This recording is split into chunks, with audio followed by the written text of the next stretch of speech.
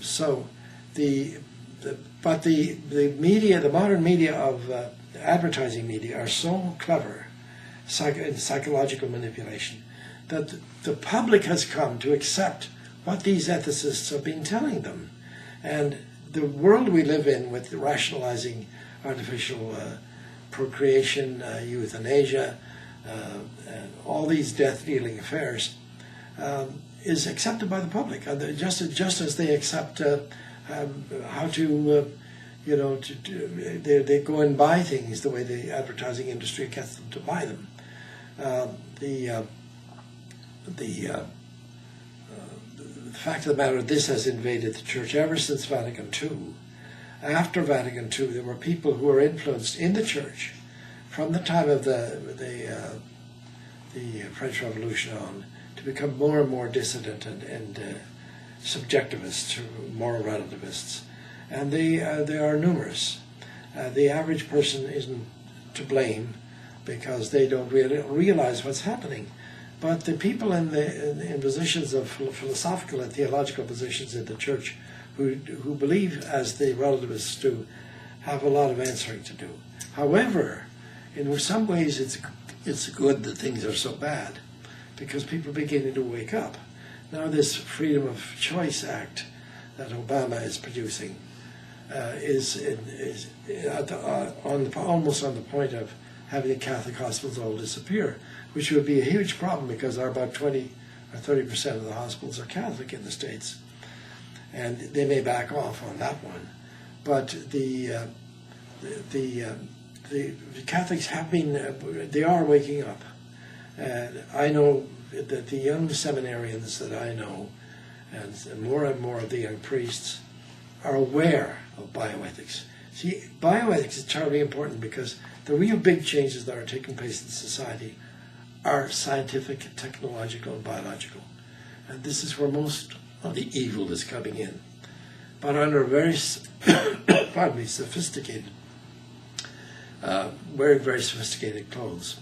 So our duty is to, of course, in a charitable way, speak the truth in charity. Don't be afraid to speak the truth because you feel people will leave the church or they'll be insulted.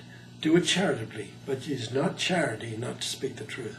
And that's where the particular role for Catholics in medicine and in nursing and in ethics is to, first of all, the big weakness among Catholics is science. They may not know their theology very well. They certainly don't know philosophy very well, but they're really ignorant on science. They don't keep up with what's actually happening and really know what's happening. The fact that an embryo is formed when the sperm and oocyte touch, within a fraction of a second, it becomes a human being. Very interesting, but how many people know it? I dare say very few. But it's encouraging because the knowledge of the science is increasing, the knowledge of the basic philosophy and bioethical philosophy is increasing, and the average Catholic now, I think, is very much more aware of these life and death issues than they were before. So I think things are actually improving. It's come to the bottom and it's coming up. You know that Father Frank Pavone, Oh yes. Yeah. Father Frank Pavone, he speaks at a certain level of knowledge.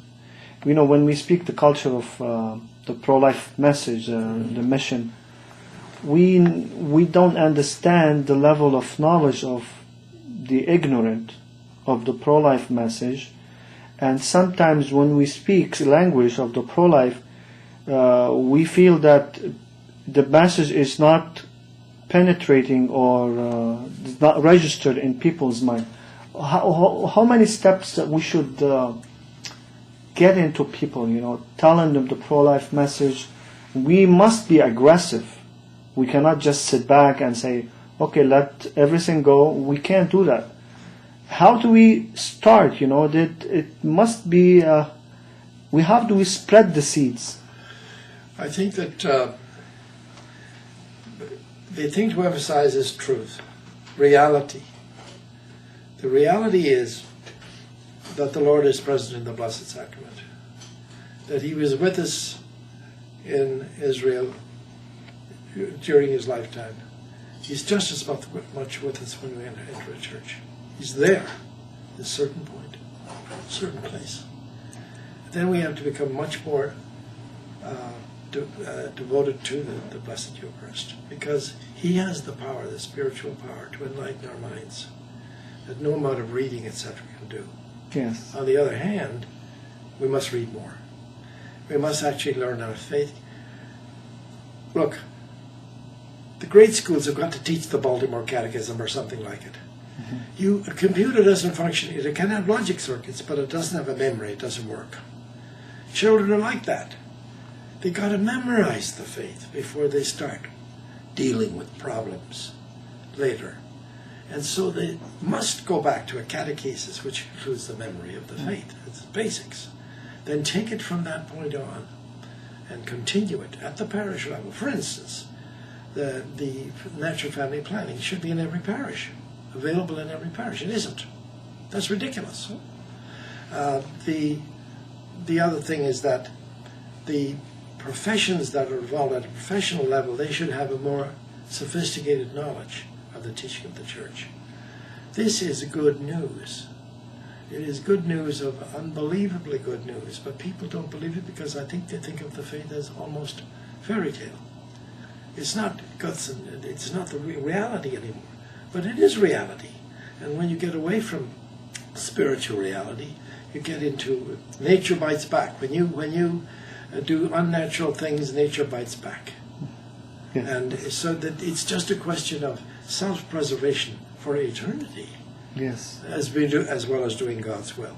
Mm-hmm. But of course the primary motive is to do God's will out of love. But we've got to wake up and grow up. This is a sophisticated age. We've got to stop being satisfied with the fifth-rate knowledge of almost everything, except the latest score in the latest hockey game or whatever. You know, we've got to, there's nothing wrong with hockey, but it's not enough. Mm-hmm. And we've got to become more sophisticated as individuals, as human beings.